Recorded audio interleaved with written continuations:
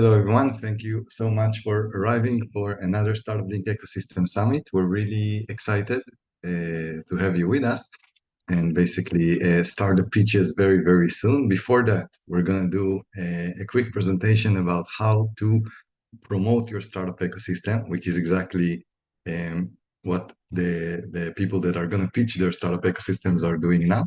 And we're going to continue soon. So we'll take 2 or 3 more minutes and we'll start. Thank you.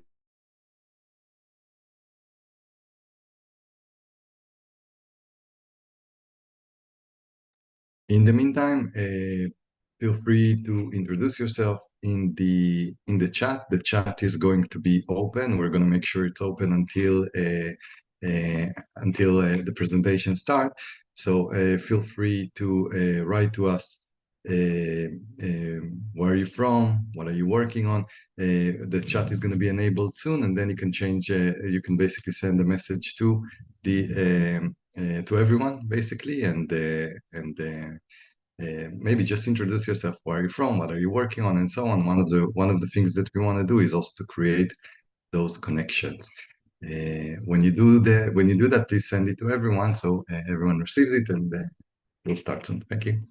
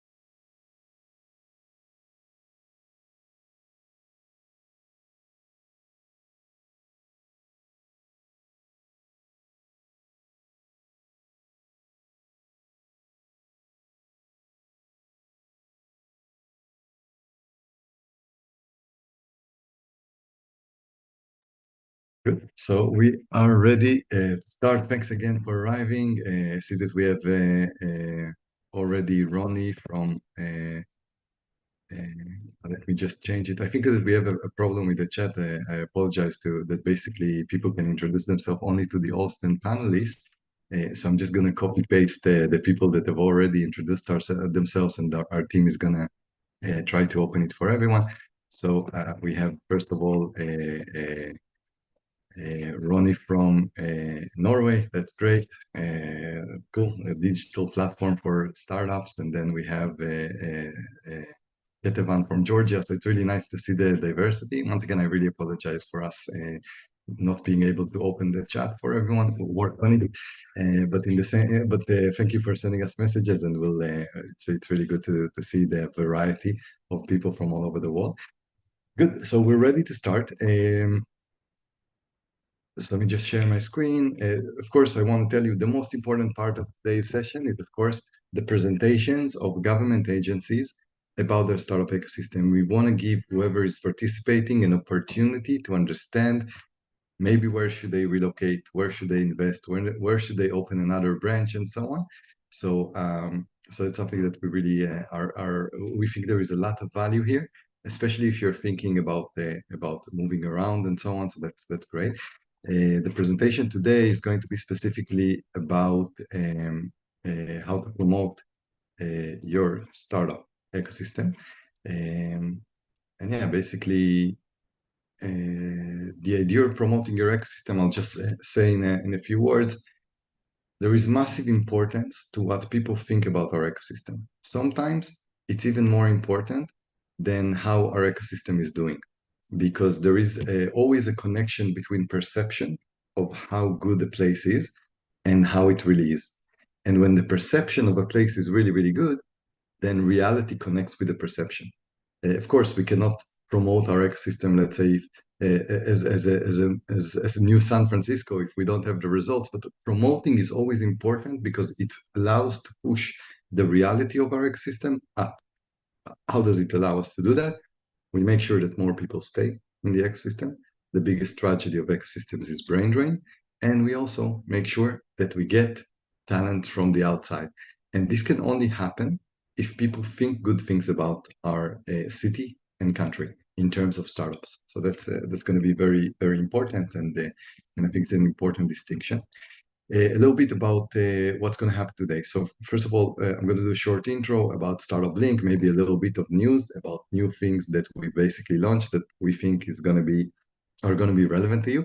Then we're going to do this presentation about the promotion. It's going to be very, very short because we know that the main dish is basically the ecosystem presentations. Once again, usually agencies that are in charge of startup ecosystem development going to arrive here and going to show you why is it worthwhile to consider their ecosystem as a place to invest, as a place to relocate your startup to.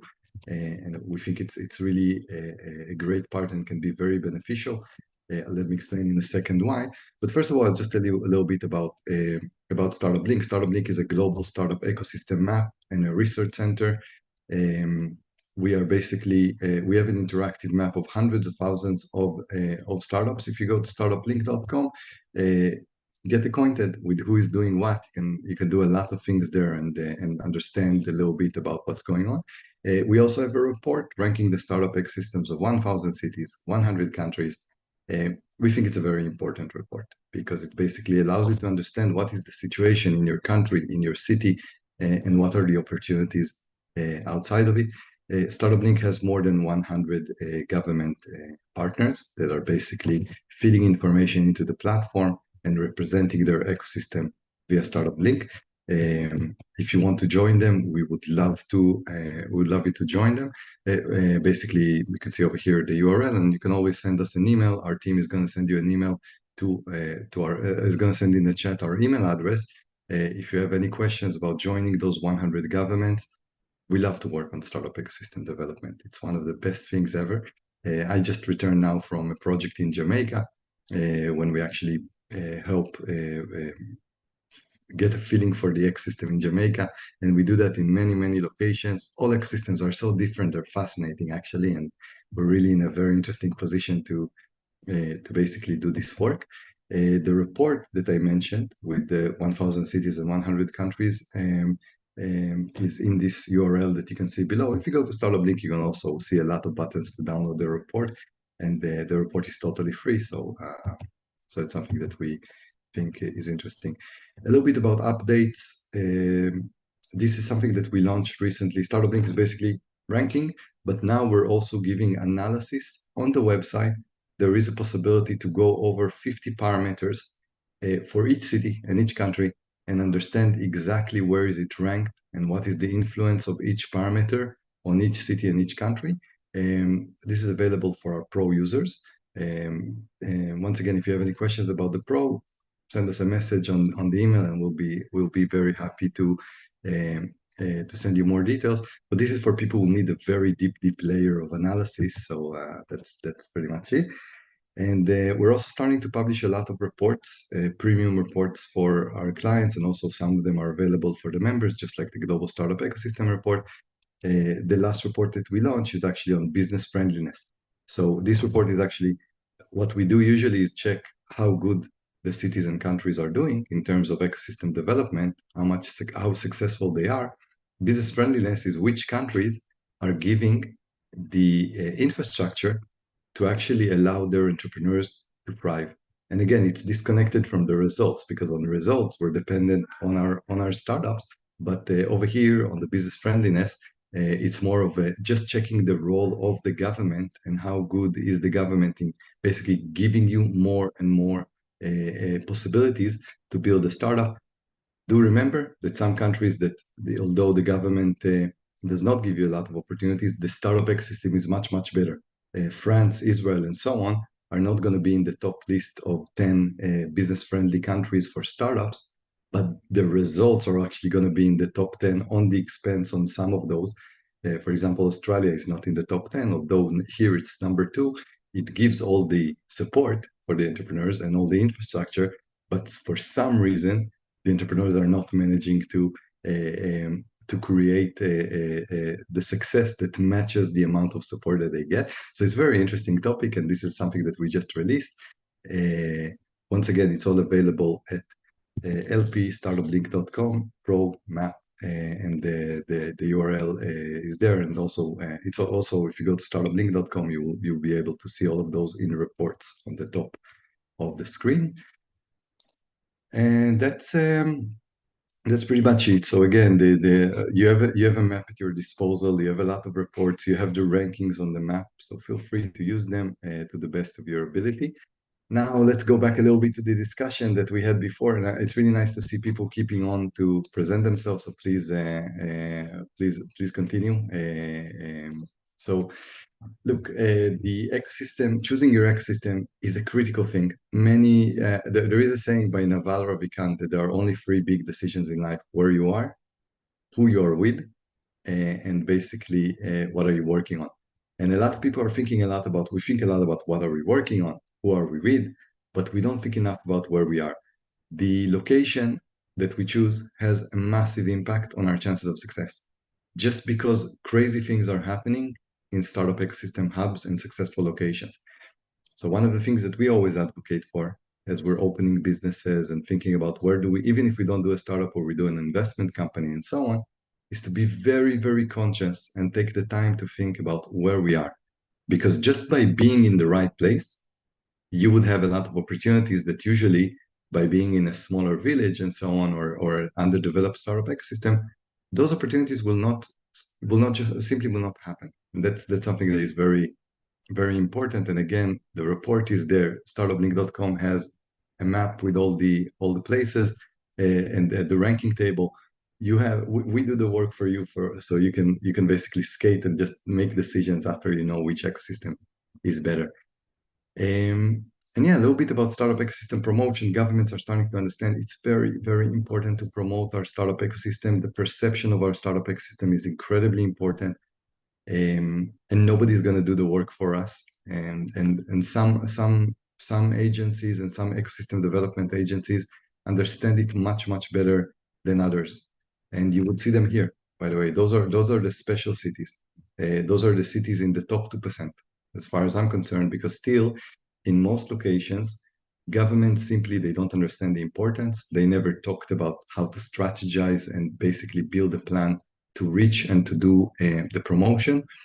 So whoever you see promoting here is already in the top 2-3% of agencies around the world that really get it and are doing whatever they can to promote. And that's something that is very unique. And if you're lucky enough to be in a place that this is the approach of the public sector towards startups, that's a very good reason to stay as well, because at least people understand the importance.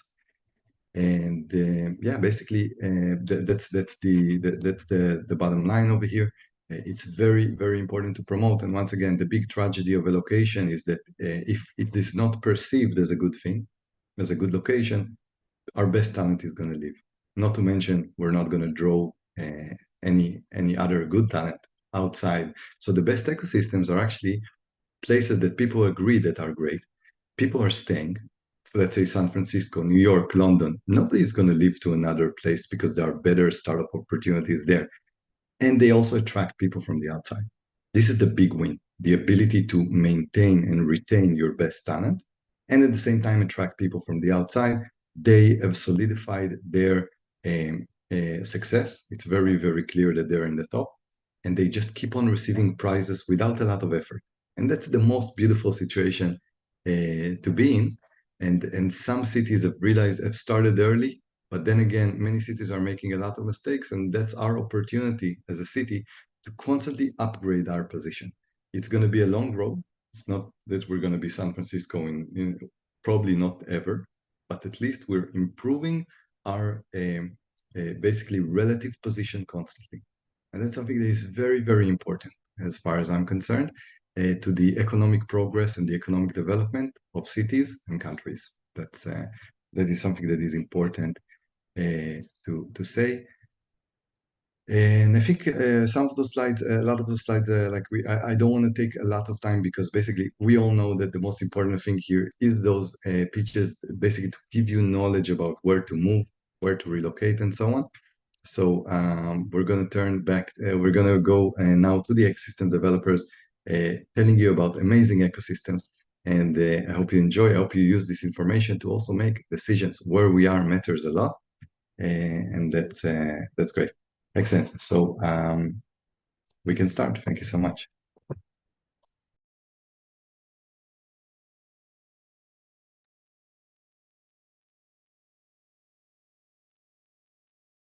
Yeah. Thank you, Ellie. So as Ellie mentioned, we will now proceed to our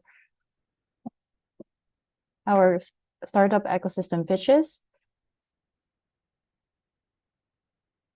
So welcome to everyone again, to everyone that's just joining us to our ecosystem summit. In this session, we are having ecosystems around the world to present their startup ecosystem and some initiatives that they have, which will be interesting for startups and also investors. Each speaker will have around 6 minutes to present.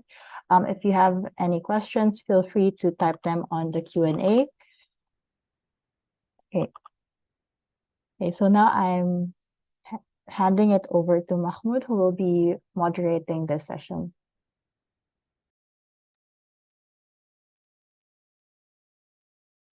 Hello, everyone. I'm Mahmoud Shamsi. I'm the Business Development Manager. Welcome and thank you for your time. With no further ado, I would like to introduce our ecosystem presenters. Today we have 9 ecosystems that will be presenting their startup ecosystem. We have partners from Fukuoka, from Thailand, from Uganda, from Istanbul, from Rotterdam, from Pakistan, from Antwerp, and from Tabasco in Mexico. Our first presenter is Tomoko from city of Fukuoka. And before Tomoko joins, I'd like to give a very brief introduction to the startup ecosystem or overall the city itself. So Fukuoka is the 4th top ranking ecosystem in Japan. And it's also the 21st best one in East Asia. But there are much more advantages that the ecosystem has. It's the 3rd top ecosystem for software and data in Japan, and 17th in East Asia for hardware and IoT. Fukuoka is an international trade hub and also a business hub. It's been consistently recognized as one of Japan's fastest growing cities, with its GDP outpacing many other major Japanese cities, and also one of Japan's safest cities with low crime rates and strong community. It is also the first Japanese city that introduced startup visa program, which resulted to the creation of many other different programs to support the startup ecosystem. It is also a major tourist destination, hosting millions of people every year, driven by its rich history, world-known festivals, economy, and gastronomy, especially if you are a ramen fan. With no further ado, I would like to give the floor to Tomoko. Hi, Tomoko.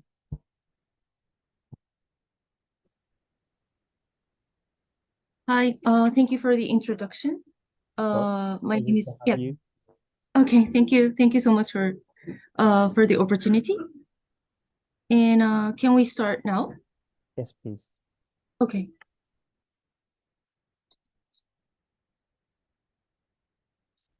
Okay.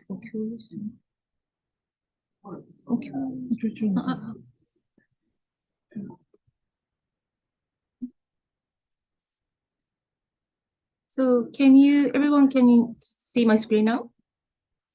Yes, we can see it. Okay, thank you. So hello, everyone. My name is Tomoko Nakashima from Fukuoka City Government. I would like to introduce the startup support initiative being undertaken by Fukuoka City Government. So Fukuoka City is located in the center of East Asia, and there are direct flights to such major Asian cities, such as Shanghai, Singapore, Bangkok, and Taipei. The population of Fukuoka City is 1.63 million. Fukuoka is a crowded city and has the highlight population growth rate among Japanese cities. And Fukuoka City is incredible, livable city. Fukuoka is unique cities that seamlessly blends city and nature, traditional Japanese culture, and modern living. In a recent poll, Fukuoka was voted as the #1 most livable city in Japan. And also we are featured by New York Times and CNN this year. Being designated as a national strategic special zone from the national government, it made relaxation of regulation and systematic reform. It widely became startup environment that they could be much more active. Furthermore, in 2020, Japanese government has selected Fukuoka City as one of the global startup cities in Japan. Having been selected startup in Fukuoka City can join acceleration program from the top accelerator as such as Techstars to expand their business. This is a support menu for startups. We have incubation facility as a place of entrepreneur called Fukuoka Growth Next and Startup Cafe. There you can meet with venture capital consultants and receive help in funding their business startup, as well as assistance in finding human resources and providing business matching opportunities. There is also support menu for overseas startups. For example, startup visa consultation on localization and incorporation, rent residence for housing and office spaces. This is Fukuoka Growth Next. We have a startup incubation facility called Fukuoka Growth Next, which has their own acceleration program, mentoring events, and so on. In-house houses, it houses 190 companies, including sponsors, and functions as a center of startup ecosystem. Since it opens in 2017, the amount of their fundraising are $20 billion. This is a description of FGN's facility. There are 3 types of spaces, team rooms, shared offices, and co-working spaces. The Startup Cafe provides free consultation with variety of experts. Up to now, more than 500 entrepreneurs has taken advantage of these services.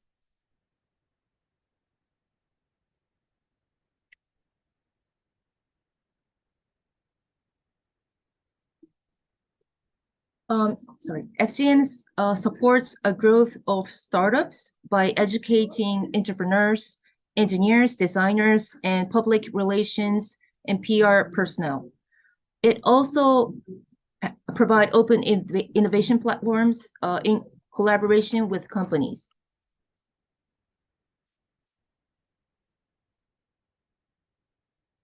This is the Fukuoka's ecosystem consortium. Not only startups, but also universities, government, and industry are participating. Finally, I will introduce our global networks. In cooperation with 15 partners, 11 countries, regions, overseas, we support overseas expansion of startups in Fukuoka and the entry of overseas startups into Fukuoka.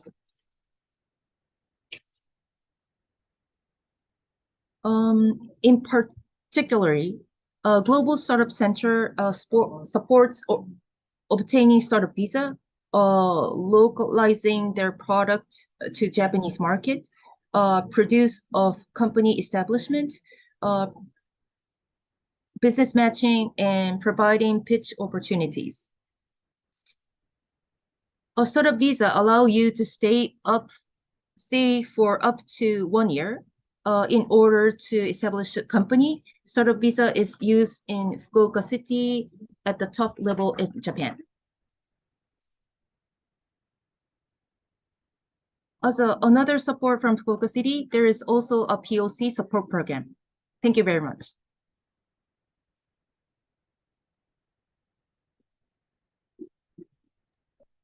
Thank you so much, Tomoko. It's always great to hear how the ecosystem is evolving, and especially Fukuoka being, one of the pioneers of many programs in Japan's startup ecosystem. I'm sure that the audience here would love to explore more and reach out. Thanks again. Really Thank appreciate your you time. very much for the opportunity. Of course.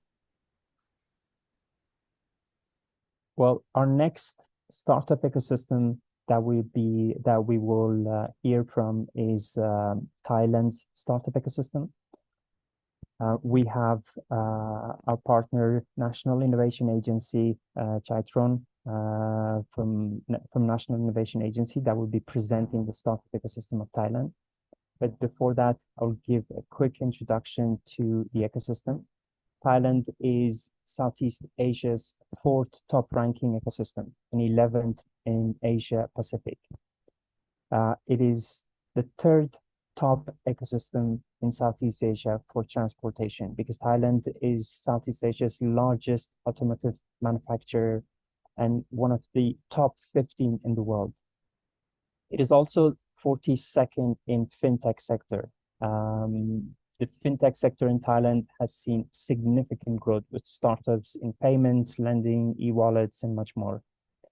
Thailand's startup ecosystem is booming in the past few years. With the government's 4.0 initiative, the country aims to transform itself into an innovation-driven economy, emphasizing the importance of e-commerce, startups, and digital innovations. Thailand is a global tourism powerhouse. If you like traveling the world, you've either already been to Thailand or it's on your priority list of destinations.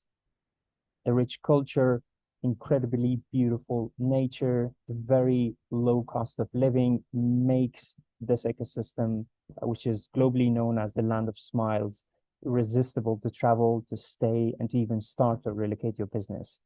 Last but not least, because I'm a big fan of rice, and if you are also a big rice lover, Thailand is one of the world's largest exporters of rice, especially jasmine rice. If you haven't tried it, I highly recommend. With no further ado, thank you for joining. The floor is yours. Okay, thank you very much. Okay. Thank you very much for the opportunity to share about startup ecosystem in Thailand. I think I would like to show about the overall overview of the startup ecosystem in Thailand first. Presently, actually the landscape of the startup in Thailand, we start in 2016 is the year that government try to promote and encourage startup ecosystem in Thailand. And presently, we have around 3 unicorns in our ecosystem. Since 2020, we have the first unicorn in the logistics sector. They can raise fund from the large corporate, and the company run in the logistics sector. And in 2022, we got the second unicorn in the fintech startup financial platform for payment system, the Ascent Money. And this year, we got a new unicorn from the e-commerce platform, especially in the area of food delivery. This is the ecosystem presently. And in Thailand, presently, most of the startup ecosystem have been driven or supported by the large corporate. Here is the evolution of the Thailand ecosystem since 2012. At first, most of the corporate that come to join the ecosystem is in the area of telecommunication due to the digital disruption. And then the second wave is led by the banking system, banking sector. Many banking commercial bank, they start to have their own venture capital in order to develop platform in the area of fintech. But nowadays, presently, many large corporate, they start to work in the area of startup ecosystem. They start their own corporate venture capital in order to looking for the new idea to support the startup in Thailand. As Mahmoud have mentioned about the ranking of Thailand, we are at the place 52 for the world ranking, and for the Bangkok only, we are 47th city in the world. And in Thailand, we also have other startup city that attract the startup come to land, such as Chiang Mai, Phuket, and Pattaya city as well. And this is the number of the startup ecosystem approximately that we did the survey in the ecosystem. We have more than 1,000 startups in the ecosystem, and we have the party right, the government who have the program, who have a scheme to support startup, around 43 government agencies that working in this area. And we have the large corporate that have their own corporate venture capital, have their own angel investment arm in their company. More than almost 50 university turned from the research university to entrepreneurial university. And we connect with the global partner, more than 80 global partner that our ecosystem connect with. And also we have the VC, CVC, and holding and bank that interest in investing in the new company, startup company, more than 50 CVC in Thailand ecosystem presently. This is the landscape of the whole ecosystem.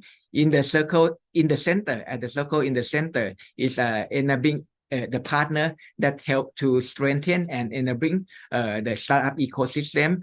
In the circle around, in the second layer and third layer, all this is all the startup, well-known startup in the Thailand ecosystem and categorized in 12 main sector.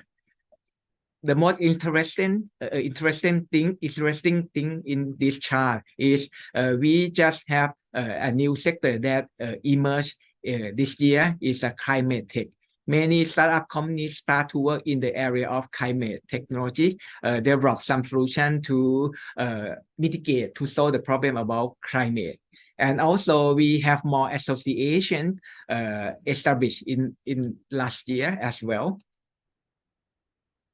Here is some highlight from the startup ecosystem for 2020 of Thailand. The first one, we have increasing in the number of university holding and corporate venture capital. For example, many universities try to set up their own holding company in order to spin off their technology to the private sector, and also have more the corporate venture capital that looking for the new business and new startup as well. The second thing is about emerging of the new tech sector in response to the global challenge. As I mentioned, in this year, we have a new category called climate technology, and many startup companies start to run or to have the business in the area that relate to solving the problem about climate change. And the third one, agglomerating of tech companies to enhance collaboration in the sector. Many tech association has been established this year related to many technology, new emerging technologies like metaverse, agriculture tech, climate tech, and marketing tech as well. And we also have the ecosystem or landscape of some in specific sector. This one is an example of the health tech startup ecosystem in Thailand. And we also have some ecosystem that relate to agriculture tech as well. And this one is some example of the ecosystem and some activity in the area of cryptocurrency as well. And this is the service that we provide to a startup or to a foreign startup that would like to come to land in Thailand. We provide the activity like event and networking, business investment matching, and also provide the information about Thailand, how to run business in Thailand. And if you would like to apply for Smart Visa, you can come to us in order to apply to our service as well. If you're interested to apply for our service, you can go to startupthailand.org. And also, if you would like to learn more about startup ecosystem in Thailand, you can download this document, Startup Guide Thailand. This is quite a useful guidebooks for any startup that would like to learn about Thailand startup ecosystem. So thank you very much.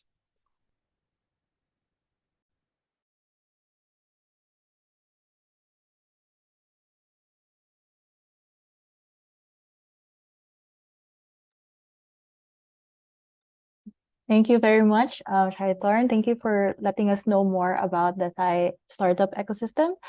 So as he mentioned, you can head over to thaistartup.org or scan the QR code that you see on the screen to know more about the ecosystem. Thank you for joining us. Thank you. Thank you, Thank you Chat. so much. Well, the next startup ecosystem is Uganda. We have our partner, Ministry of ICT, Shirley, that will be presenting the startup ecosystem. But before that, I would like to give a quick introduction. Uganda is fourth top startup ecosystem in East Africa. It's within the top 50 in the world for food tech because Uganda's economy heavily relies on agriculture, which almost employs a large portion of the population. It's also in the top 62 for health tech, but also it strongly overperforms in fintech, e-commerce recently. Uganda is known as the Pearl of Africa, thanks to scenic landscapes ranging from snow-capped mountains to dense forests and large lakes. It is a must-visit country in Africa. Speaking of fintech, fintech startups are again in the rise in Uganda with providing innovative solutions, especially with Money Mobile. And Kampala, the capital, has been emerging as a significant tech hub in East Africa with numerous tech incubators, innovation spaces, and so on. Also, Uganda has one of the youngest population in the world. We will be surprised, but half of the population is below the age of 15. So with no further ado, as soon as Shirley connects, we will give the floor. Please raise up. There she is.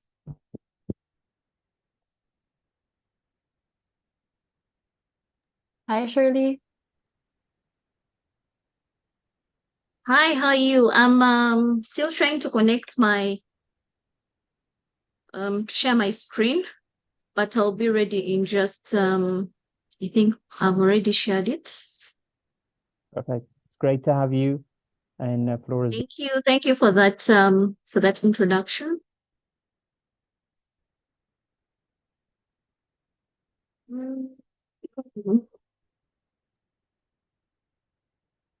So are we? Yes, we see it full screen now, Shirley. Yeah, okay. So thank you for that very good introduction. I'm Shirley Gladys Nachedre, and I'm going to present on behalf of the Ministry of ICT and National Guidance and the National ICT Innovation Hub. So in terms of strategic direction, we have the mandate for the ministry is to provide strategic direction and supervision in ICT and national guidance for sustainable development. Our vision is a knowledgeable, productive society driven by ICT and national ideology. And then the mission is definitely to increase ICT usage, as well as to communicate the ongoing programs and efforts that are being made by the program. So focusing on the National ICT Innovation Hub. So the ministry established the National ICT Innovation Hub in Kampala, and this is mainly to provide a home for innovation that catalyzes socio-economic development across the country. So the National ICT Innovation Hub has a number of strategic objectives, and these include providing a conducive co-working spaces. And these are mainly shared services, which include access to working space, internet, hardware, and a community of like-minded innovators. So this hub provides a space for motivation and exposure for possibilities that exist in various sectors based on technology-driven innovation. So the hub is also in place to support incubation services. And this is where innovators have access to strong and experienced mentorship and expert network, the network that helps them validate their ideas, determine product market fit, and access to business support and advisory services. The hub also provides acceleration support services, and these are services that expedite the growth of established startups that have minimum viable products with the business working models. So to achieve these strategic objectives, we have established a number of programs, and these include the business development advisory and advisory services. And these include business registration, legal contracting, regulatory compliance, intellectual property protection, branding, marketing, product certification, as well as quality assurance and financial management. Under people mentoring, we have mentorship programs and business matchmaking that ensure access to a wealth of experienced professionals and coaches. So we have a number of sessions on soft skills, which include skills on public speaking, elevator pitch skills, as well as professional talks in various areas, including intellectual property management and business registration services. The hub, as well as other programs, include ICT infrastructure and shared services. And this is where we provide innovators access to software and infrastructure resources, generally providing with them an enabling environment to strive and collaborate. We have a digital skilling and training, and this is tailored to ensure gender inclusivity. We have a FemTech project that aims at improving the inclusion of women in innovation and entrepreneurship spaces. And then we also have various programs that promote innovation for children and facilitate their creative learning by utilizing design thinking. Then we also have hub and spoke initiatives, and these aim at extending the hub services to regional hubs across the country. We have 3 other regional hubs, and these in the west of the country, in the east, as well as in the north. And we collaborated with universities in these areas so that we can extend and expand the innovation ecosystem across the country. So we have partnered with a number of partners, both development partners, private sector partners, and other government agencies to ensure that we can sustain our objectives as well as fulfill the program objectives that I've already outlined up there. I'll give us a few examples of this, and we'll have, as we see, we have the MTN Foundation, and this is mainly to do with the National Digital Skilling Program. Recently, we had a graduation of youth who were aged between 18 to 30 years, and these were undertaking a crash course towards the practical implementation of innovative ICT solutions to solve their community problems. So we also have partnerships with Innovation Village, Refactory Uganda, ICDL, and these are all mainly to do with skilling and development of business services for the youth across the country.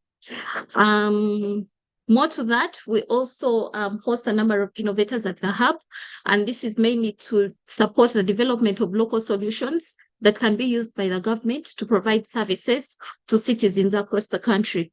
So we have a number of success stories, including the electronic document records management system that has been developed with support under the Innovation Hub. We have the online business registration system, the EMIS, that is the Education Management Information System, and many more of those. I think I will just take us briefly through the statistics for us to appreciate the inclusiveness of the various people within our spaces, including the PWDs, the male and the female. And then we have a little pictorial for us to see the outreach programs that we have undertaken, as well as the programs that I've mentioned above with the different stakeholders. We have the JICA project, UJ Connect project, and this mainly among the objectives is to support early stage entrepreneurs to achieve more revenue and investment.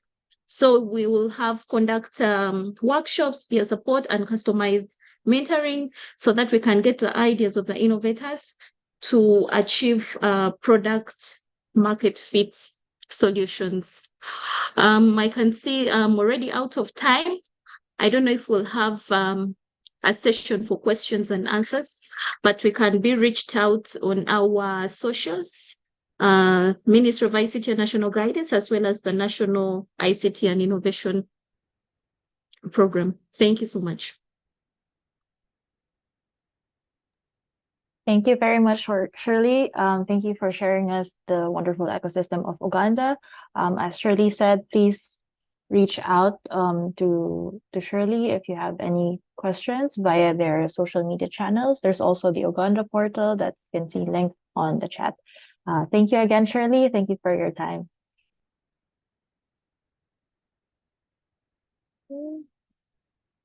Thanks again, and really appreciate having you sharing insight about your startup ecosystem.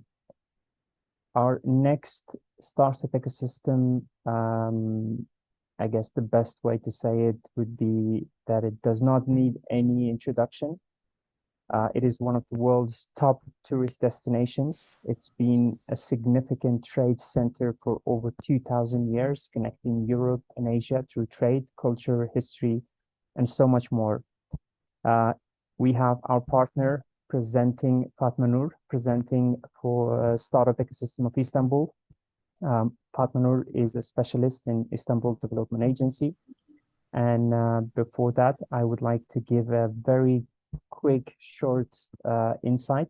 It's the top ranking ecosystem in Turkey and second best in Eastern Europe, climbing to be one of the best in the world. It's in the top 30 around the world, worldwide in e-commerce and retail. It's in the top 30 in social, leisure, gaming, and much more. The economy of Istanbul is diverse, spanning from textile and chemicals to electronics and automotive industries and so on. If you haven't been to Grand Bazaar, you haven't been to one of the most beautiful bazaars in the world. Istanbul accounts for more than 25% of Turkey's GDP. The rich culture, history, great public transportation, infrastructure, and one of the best cuisines in the world. It is one of the most livable metropolitans in the world. There are thousands of people every year that come to Istanbul as a tourist and then decide to either stay there or continue to come every year. When it comes to startup ecosystem, Istanbul is the world's fastest growing startup ecosystem among the top tier cities.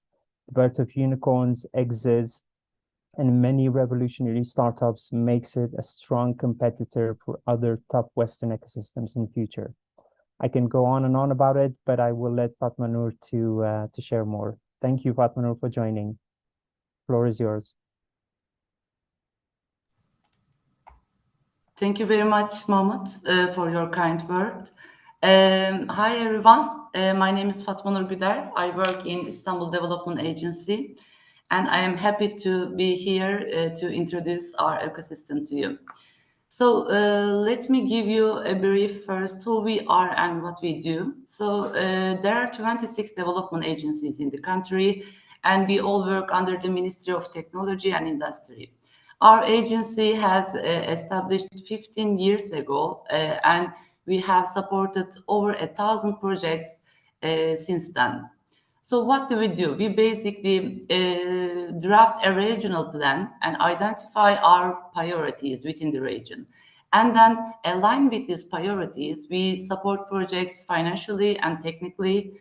We also support investors and promote our region. In Istanbul, these four focus areas are our priorities, especially startup model entrepreneurship is the most crucial tool for Istanbul development.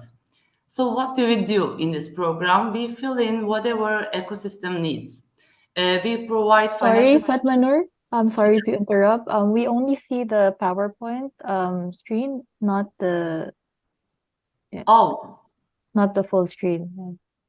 okay. Let me try it again. What about now? No? We don't see a screen shared right now. Okay, let me try again. Hemen Bey yanıma gelir misiniz?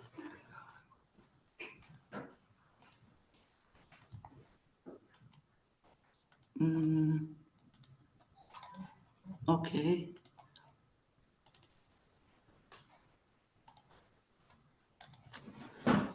Sunum. Önce F5 yapmamız lazım. Hı. Bir dakika. Is it okay now? We only see the PowerPoint, but not the next slides. And it's a bit small, so I think. Okay. Oh my God. Okay. Sorry about it, guys. No problem. No worries. Actually, you can continue to do Yeah. that, but you will have to just click every slide. Yeah. Okay. That was okay, but you can just click every slide when. Okay. Let me try it again. So I will click in every slide. Can you Yeah. see it now? Yes. Second page. Okay. Page, yeah. Okay, so this is our priorities, and in entrepreneurship program, we support many institutions, startups, and research institutions to develop innovative technologies and solutions. And we have supported the establishment of the best tech incubators and accelerators in the city, supporting startups. And we also developed an action plan showing our next steps. And we know how hard it is for especially an early stage startup to access funding. This is why we have participated as a limited partner in 10 different VC funds. We have also supported technology infrastructure, including co-working spaces and technoparks. In Istanbul, you can find international acceleration programs and globalization programs that we have supported for startups to go global easily. And also in the agency, we have an Invest in Istanbul office. We support founders who would like to move or create their companies in the city. We help them with all bureaucratic steps necessary. Also, we know how important it is to attract the international talent. This is why we have developed a startup visa document. And we know to nurture future technology leaders, we have too many education and trainings programs. And we also developed projects bringing together potential stakeholders. And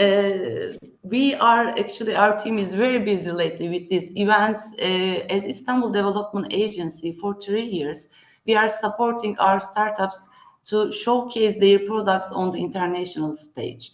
This year, with helping with collaboration, the other 4 development agencies, we are taking over 100 startups to these events. Web Summit / CES and Web Summit Qatar. So anyone in here plan to go in these events, you can see our pavilions and we can meet up there. So you can see the data of our startup ecosystem, and as Mahmoud also mentioned, It is a really growing ecosystem, and we are really proud of it. It has the fastest growing ecosystem in Europe. And these are our subsectors that we are really good at, especially Istanbul's gaming ecosystem is the second ecosystem in the Europe, and AI, big data, and fintech startups achieved high multiplier exits. And you can see our success stories, our unicorns. Getir is the biggest delivery company in Europe. Trendyol is our first unicorn. You can see our gaming companies and the others. We have too many startups having a potential to become unicorns. Hopefully, we will add them to the list next year. And you can see the Turkish startups exit activities in here. And also you can see the our stakeholders timeline showing our ecosystem is growing day by day. So why Istanbul? Istanbul's development has been shaped on its strategic location and also significant history. Istanbul is connects with Asia and European side, and also it is a gate to Middle East and Africa. This is why most startups, founders, and investors choose Istanbul, and we also have the best airlines flying to most countries in the worldwide.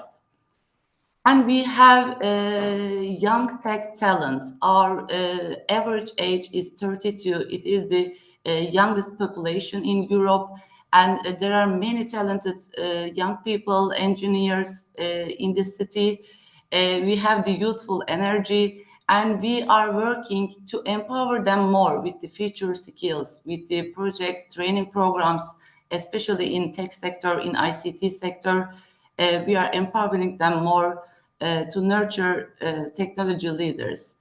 And because of its strategic location and also young population, and also for the increasing investments, we have a thriving ecosystem. You can see Istanbul has the most of the GDP of the country. You can see trade volume and how our ecosystem creates many jobs for people.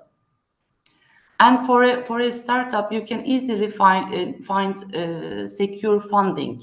Even though investments in Europe fell last year, Istanbul has increased its funding amounts, and we also have VC funds, angel investor networks, and also crowdfunding platforms that increasing day by day. And we have many startup events in the city that you can join. You can meet other founders or investors, and there are many networking opportunities.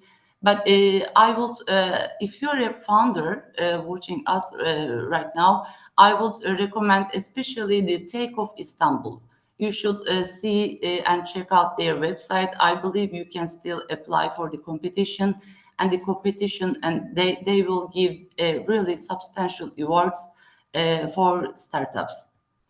And we have the best accelerators and incubators in the city. Most of them has an award in Europe and globally that we are really proud of. And we have a supportive community. You can see the programs that provided by public sector in the screen, but not only the public sector, but also all the actors in the city works together and support each other. So we would be very happy for you to see among us. And thank you very much. If you would like to see for more information, you can visit our website. And if you have any further questions, I'll be happy to answer it. Thank you very much. Thank you so much, Fatma Noor. It's always a pleasure to have you and to be able to learn more about the startup ecosystem. And with no further ado, we will introduce the next startup ecosystem.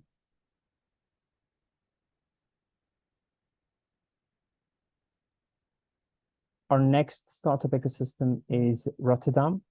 We have Lars from Up Rotterdam that will be presenting the startup ecosystem. while he joins, well, actually, he did already join. Rotterdam is the 5th top ranking ecosystem in the Netherlands, 52nd in Western Europe, and it has quite a strong economy in many different fields. Especially, it is known as the gateway to Europe because it is home to Europe's largest port, as you can see in Lars's background. It is also world renowned for its innovative water management techniques and infrastructure. City has been at the forefront of transforming its post-industrial areas to innovative and sustainable urban zones with an aim to be carbon neutral before 2050. With a plethora of museums, theaters, music venues, and architectural marvels, Rotterdam boasts a vibrant cultural scene attracting both residents and tourists. That's why over 170 nationalities live in Rotterdam. The startup ecosystem in Rotterdam is growing in a rapid speed with a lot of focus on maritime innovation, transportation, energy, and environment. But I will let Lars to share more on that. Thank you, Lars. Perfect. Thank you for that nice introduction, Mahmoud. And let me start by saying it's great to hear all the startup ecosystems, and I hope to visit many of you very soon. In the next 6 minutes, allow me to introduce you to the Rotterdam startup ecosystem and particularly what we've been doing to help startups get to scale. I'd like to do a first test to see if the audio works. So if you hear audio, please do this, and otherwise, no. No? No audio? Okay, then I'll just do the voiceover in my without the video. Let me start by saying that you mentioned Rotterdam number 5. It depends a little bit on what data you look. So we do position ourselves together with the capital in the Netherlands, Amsterdam, and Amsterdam Delta is the number 3 startup ecosystem in Europe. You mentioned Europe's best connected city. I think that is thanks to the port to begin.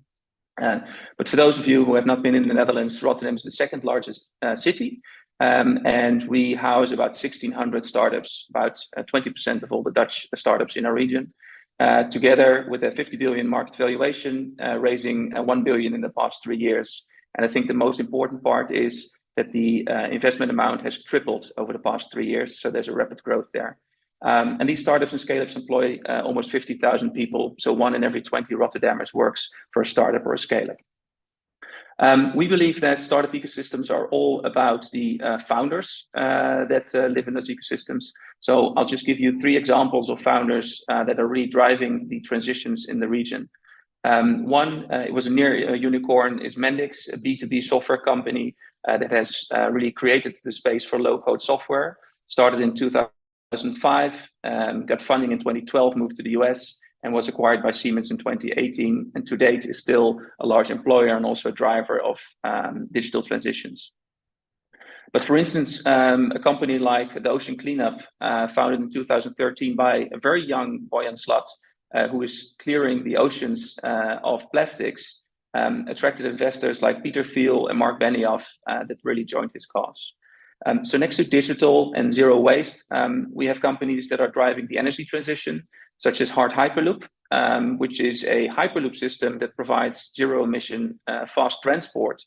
Initially started at Delft University, but soon moved to Rotterdam and is now rolling out his test facilities all over Europe, raising substantial amounts also from the European Union to scale to the next level. So you'll find in our region quite a few notable scale-ups that drive digital transitions, energy transition, and circular economy transition. That's also the transitions that are important for our region. On top of that, you'll find a strong selection of companies in life science and health, and like Mahmoud said, in mobility and logistics, since we are a port city.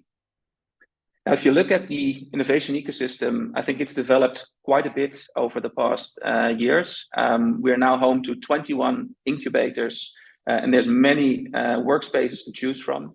And I think the interesting thing to notice is that the incubators and accelerators have specific topics. So there's the ones on deep tech, like Yes Delft, connected to the university, but there's also Maritime Gold Port Accelerator and many, many more.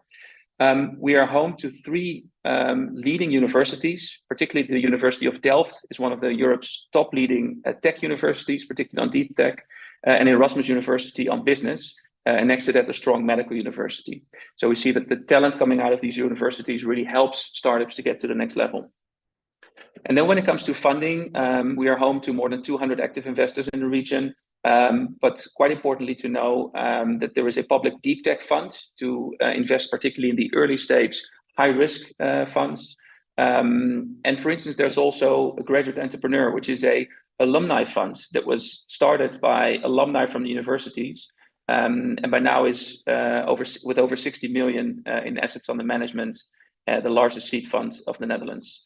And on top of that, we have great CVCs like Shell Ventures, who have a 1.4 billion funds to invest in companies.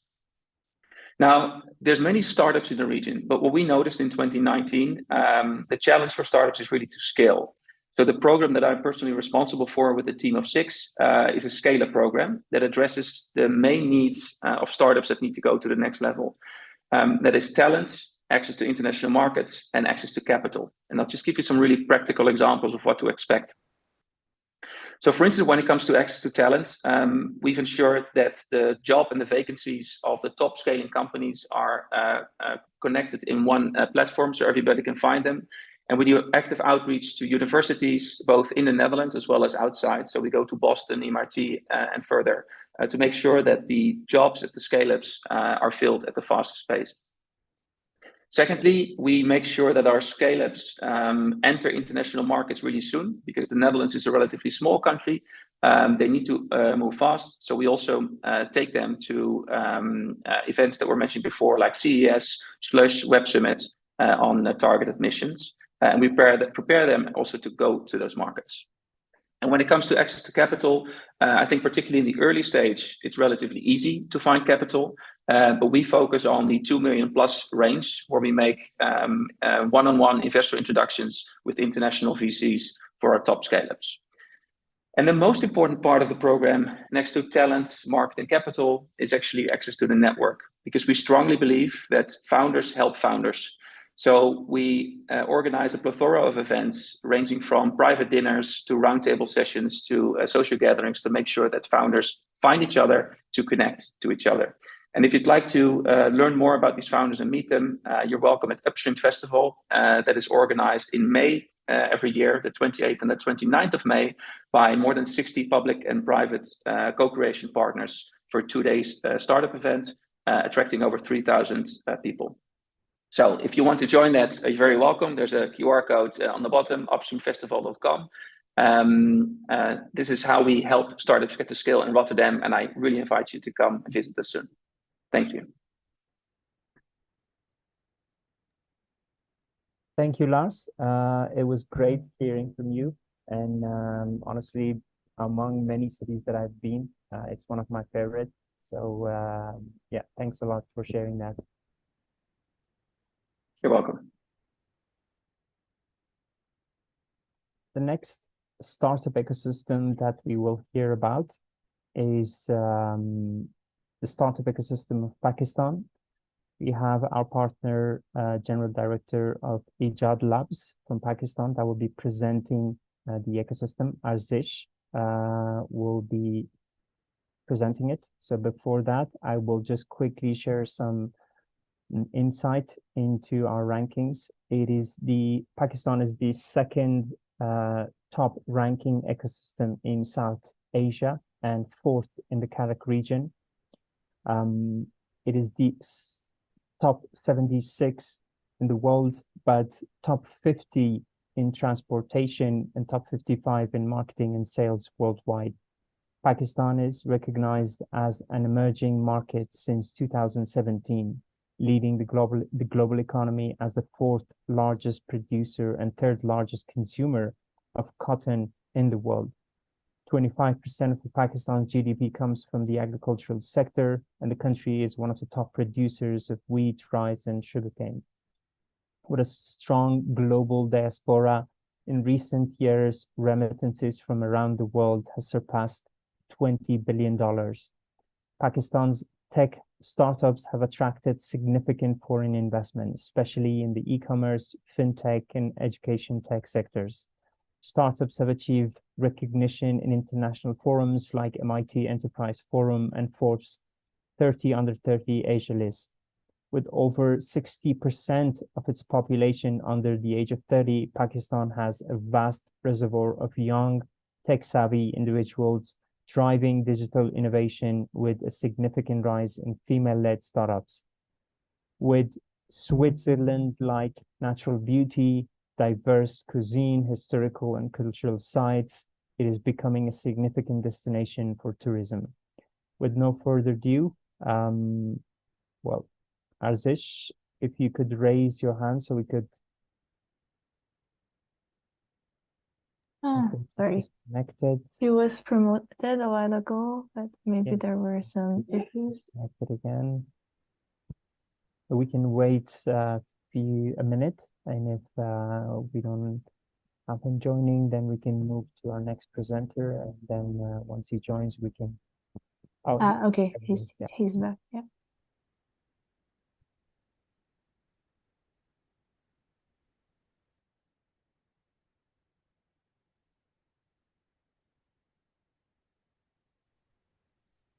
Hi. Hello, Arzish. Really sorry, I ran into a technical glitch. What is a Zoom call without a technical glitch? No worries. While you were not there, I was giving a quick introduction, and I will leave the floor for you to share more insight. Thank you. Sure. So first of all, thank you so much for organizing this wonderful event. I was in the next web in Amsterdam, where I had a wonderful time. And it's such an honor to present the Pakistani startup ecosystem amongst such amazing other ecosystems. I think as a community builder, as someone enabling our space, one of the key goals that we have is to build bridges with other ecosystems. And it's glad to see us all doing this together. So my name is Arzish. I run an organization called Ijad Labs. We're the largest ecosystem enablers in the country since the past 6-7 years. We've helped connect entrepreneurs outside the country by participating in many of the events mentioned in this event. And then we welcome the world to Pakistan through some of our initiatives. The biggest one of them is called FutureFest. I'll start with this, and then I'll give you a rundown of what our ecosystem is and what it is offering. So we do this event. It's happening end of January. We'd love to have you all. It's the largest tech innovation event in the country. Just to give you a rundown, we've hosted 2 of them. More than 110,000 people have attended, and a lot of international companies have come to Pakistan for that. Giving you a background of what does it mean to run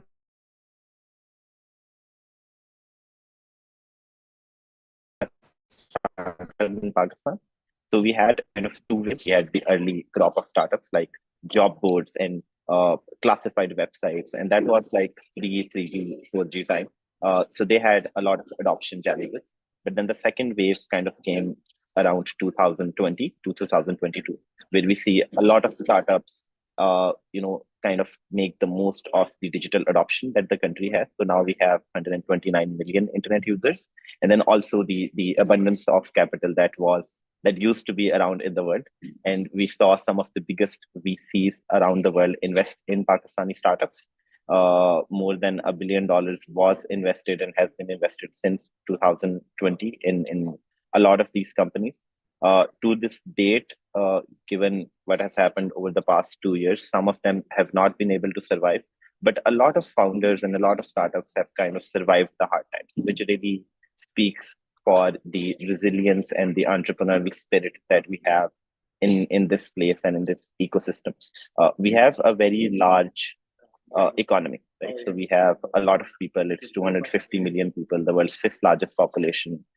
It's not really just the population that makes it special. It's also the fast digital adoption that we've seen over the past 3-4 years, combined with like a very young crowd, right? So our average age is like 22. We are the third largest English-speaking country in the world. Again, we have more than 129 million internet users, I think, which is more than the population of a lot of countries combined.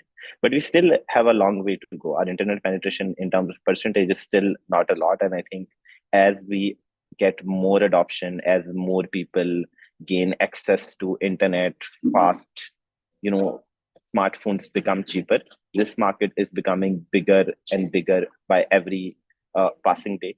One of the key indicators showing this trend is that we have the sixth largest crypto adoption globally. We have more than 9 million crypto users. We have a lot of freelancers, whether that's engineers, designers, developers, kind of going out, providing their services to the world through platforms like Upwork and Fiverr and all these others. And they have helped also put Pakistan on the map. Just to give you a bit more about the talent ecosystem, if we make classify. So we have more than 400,000 software engineers. And every year we add around 20,000 IT and software graduates to the talent pool. The Pakistani freelancing ecosystem has brought in, brings in around $400 million a year to the country's foreign exchange. Pakistanis in Silicon Valley form the largest foreign-born Muslim group, which has been really helpful because all these people have started companies, they're working in companies, and they figure out ways to give back to their country by opening doors for more people, for entrepreneurs. A lot of our entrepreneurs, when they start something, they get some traction, they end up moving outside the country, whether that's the Gulf, Dubai and UAE, or it is Silicon Valley. To give you kind of some insight on the impact of the Pakistani startup ecosystem in the region. So we have Careem, which is a ride-hailing company acquired by Uber for $3.2 billion, which is started by a Pakistani based in Dubai, UAE. Most of the engineering team and the overall team of Careem has been Pakistan. Careem Effect has brought in a lot of startups to not just Pakistan, but the whole region, including something called Swivel, which was also a unicorn. Another unicorn produced by Pakistan is called EMPG, Emerging Markets Property Group, which started off as Zameen.com back in the first wave of the Pakistani startup ecosystem, 2007-2010. And then they expanded to the region, moved their headquarters to the UAE, and now run property portals in, I believe, more than 23 countries around the world.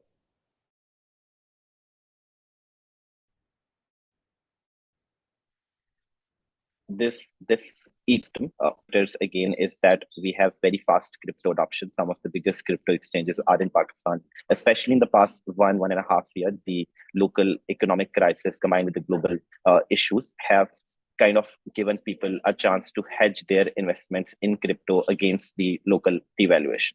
The devaluation is one of the key reasons why there's a slowdown, specifically in Pakistan in VC investments as well.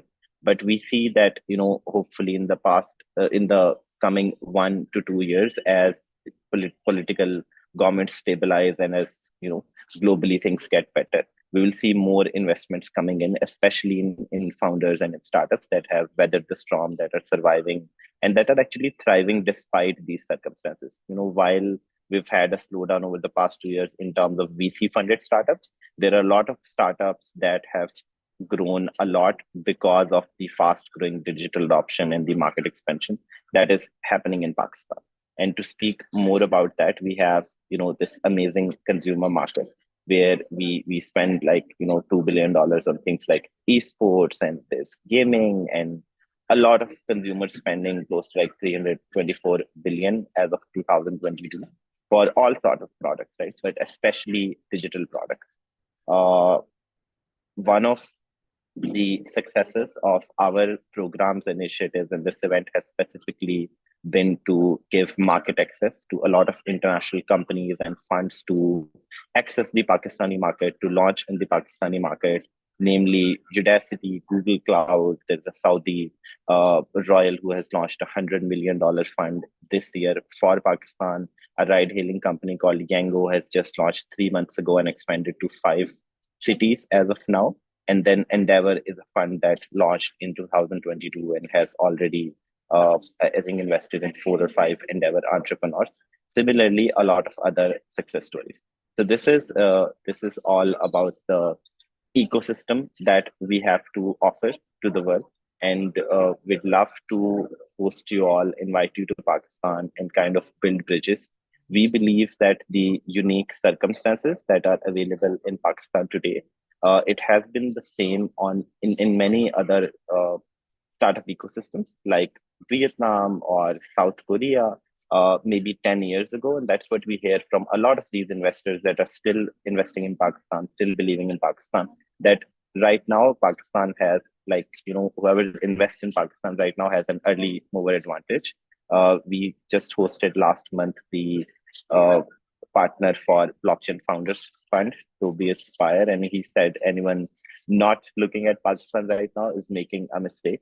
And I can, living in this ecosystem, experiencing and meeting founders every day, I can see the energy that we have here, the resilience and the passion for building things.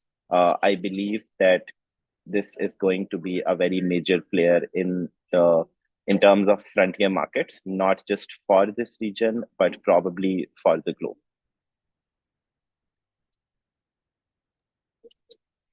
Yeah, thank you so much, Arzish. It was great hearing from you. And it's always, we had a chat the other day discussing about some of the main global startup events that barely reach 50, 60,000 attendees. And it's quite fascinating to see that a local startup event in Pakistan has over 50,000 attendees.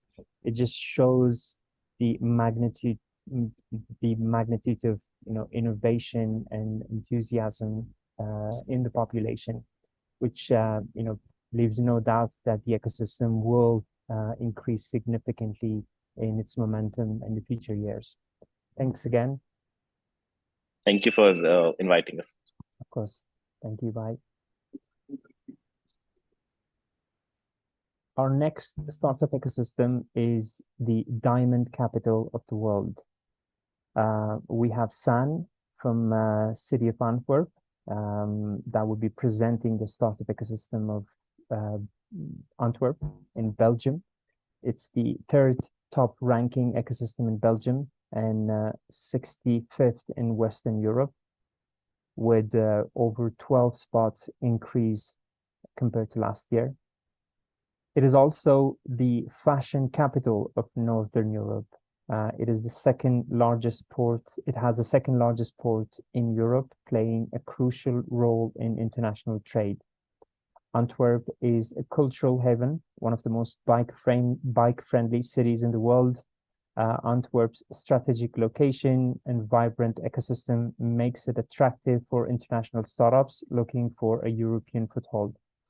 Startup Village in Antwerp houses several promising tech startups, scale-ups, and supports them with services and coaching. Many startups in Antwerp are geared towards sustainable solutions, reflecting the city's commitment to a greener future. The city has an enduring love for arts, producing famous artists like Peter Paul Rubens and hosting numerous art events year-round. Celebrations like Antwerp Pride, Bolix Feast, and Summer of Antwerp add to the city's vibrant community. Thank you, San. It's a pleasure to have you, and floor is yours.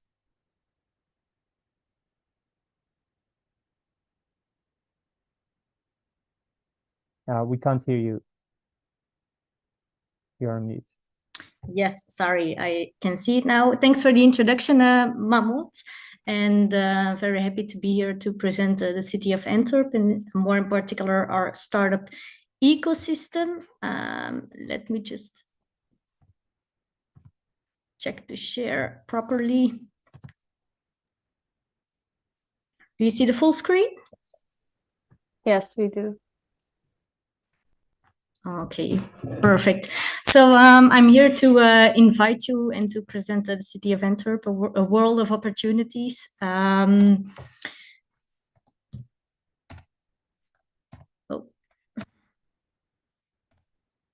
I cannot go to the next slide.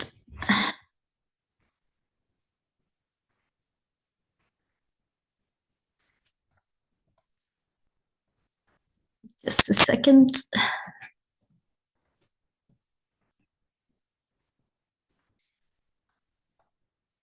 Okay. Now it works. Does the screen follow? Yes, yes, it does. Okay, perfect. So yeah, Antwerp, a small city here in Belgium, in the northern part of Belgium. It's the second largest city of Belgium, and yeah, based in the northern part of Flanders. Also from our perspective, Antwerp is a gateway to Europe. It's very strategically positioned with our port of Antwerp-Bruges, second largest after Rotterdam that we just heard of, but also very good connectivity to the European mainland and hinterland. Antwerp, we call it a pocket-sized metropolis, very small and dense city with more than 500,000 inhabitants, very diverse with over 173 nationalities and more than 50,000 students and 8 higher education institutions. You have everything in walking distance from each other. So Antwerp positions itself as a dense ecosystem and an economic powerhouse of Belgium. With the majority of GDP is coming or resulting from the city of Antwerp. Most of the citizens are happy to live in Antwerp. 93% are satisfied to live here, and we also it's affordable to live in the city of Antwerp. First of all, I want to highlight the fundamentals of our economy. Antwerp is home to the largest integrated chemical cluster in Europe and the second largest in the world. Yeah, nearly located next to our port, the diamond capital of the world, as Mahmoud already mentioned, a world-class port, Antwerp, Bruges, and the favorite retail and fashion destination in Belgium. We focus, based on those fundamentals, we focus on empowering innovation and promoting collaboration. And we focus our innovation strategy in 3 growth clusters. First of all, digital innovation cluster, our health cluster, and within circular economy. Of course, all of these clusters are having their foundation on the priorities that Antwerp is investing in building a better and more digital, sustainable and healthier future. So first, digital innovation cluster, we have our innovation hub, The Beacon, with which Antwerp is becoming an international reference in the field of Internet of Things and artificial intelligence.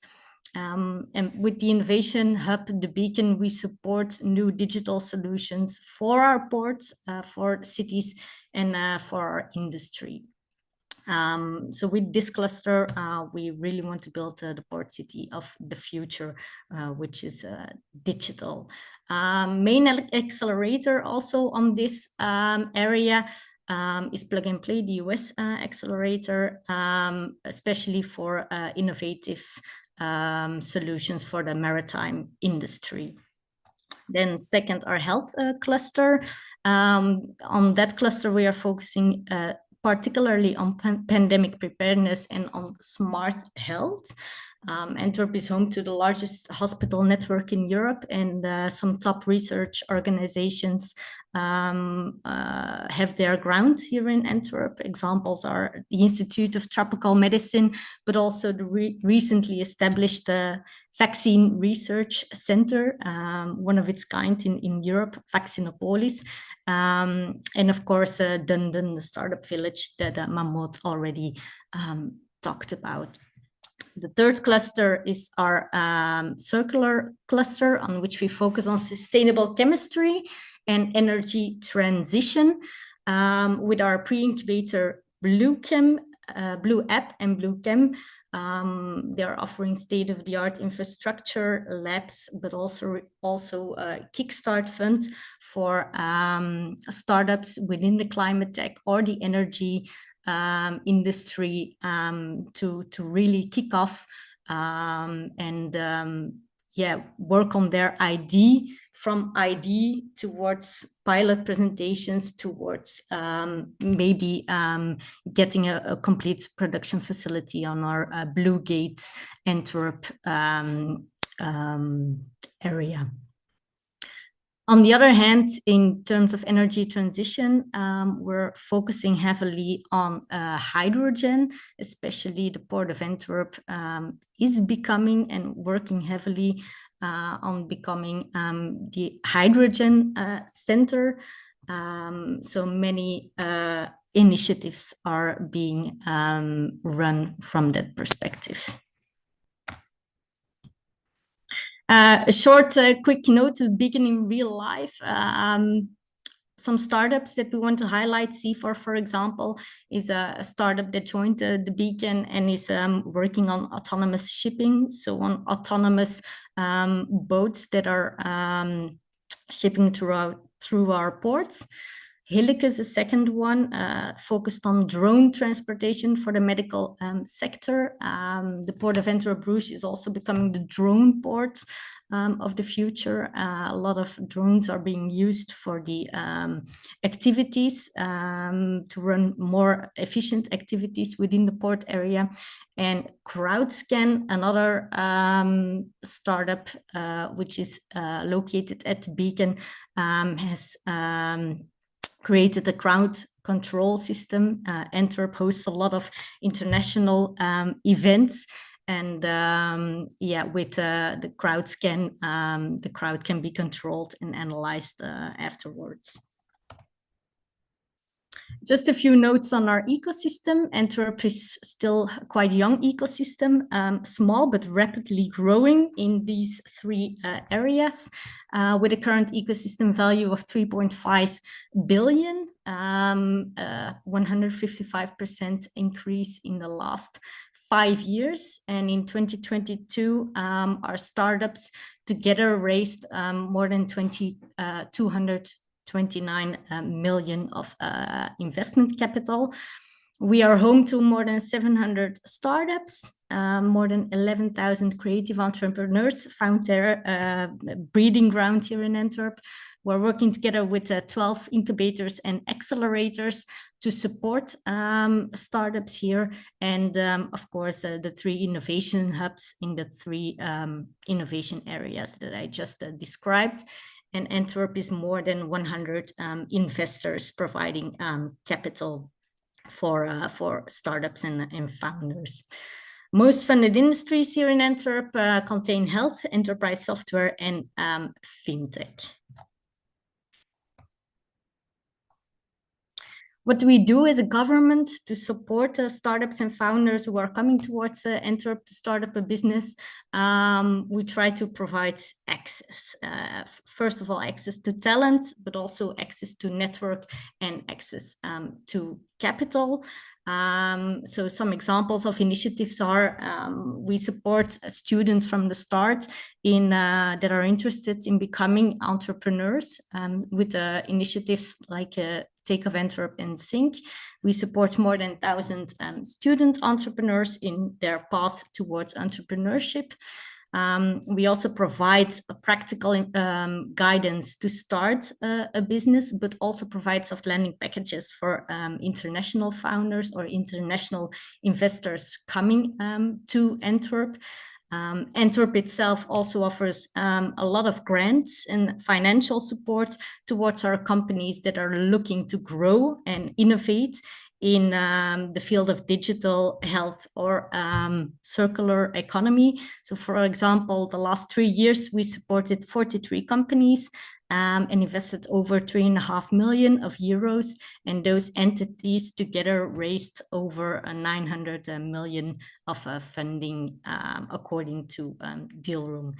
And then, of course, we have our networking, 3 innovation hubs and multiple accelerators and incubators that we work with. Example of accelerator that we work with is IMEC iStart, the #1 startup accelerator by UB Global, to support startups in their growth path and to provide them the ability to scale further. So yeah, I would like to invite you to come to Antwerp, your business or drive, and you can find all of the information on our website, businessinantwerp.eu. It's a very new website, only launched last week, so it's fresh from the press, let's say. Thanks a lot. Thank you so much, Sam. It's great to learn more about the ecosystem. There's so much than diamond and fashion that is happening. So thank you so much. And our next startup ecosystem is Tabasco. Tabasco is a state located in southeastern Mexico. Rafael, if you are in the event, please raise your hand so my colleagues can promote. And while we promote Rafael, I will just give a quick introduction to the ecosystem. Tabasco is known for its rich history, vibrant culture, and diverse economy. Tabasco is a significant hub for Mexico's oil and gas industry. It is also historically known for its cacao production. So if you are a chocolate lover, you would probably find a variety of options in there. And it also remains as an important product today. The state's cacao is renowned for its high quality and contributes to Mexico's chocolate industry. Tabasco offers a blend of ancient Mayan culture, colonial history, and modernity, providing a unique living experience. From marshes and rainforests to rivers and coastal regions, the state is endowed with natural beauty, offering numerous recreational opportunities. The state is known for its artistic community, with local crafts, dance forms, and music being integral to Tabascano identity. The state has been making strides in becoming a hub for technological startups, especially with initiatives like the Tabasco 4.0 program. We still don't have Rafael. He was facing some technical issues, he informed us, but seems like he hasn't been able to solve that. I guess this would be it for today's program. We really appreciate your attendance here. Catherine, I guess we can end the event since Rafael is not able to connect. No problem. Yes, thank you everyone for joining us today, and especially thank you to our ecosystem partners who presented about their startup ecosystem. If you want to know more about any particular ecosystem, I've placed some links on the chat, but after this, you can still reach out to us on startup via feedback@startuplink.com. Really hope that everyone enjoyed the session.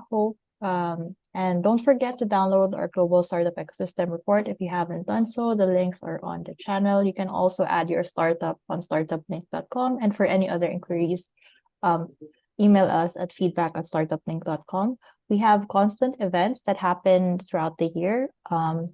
And to know when they're happening, please head over to our socials on YouTube, LinkedIn, Twitter, and on Facebook.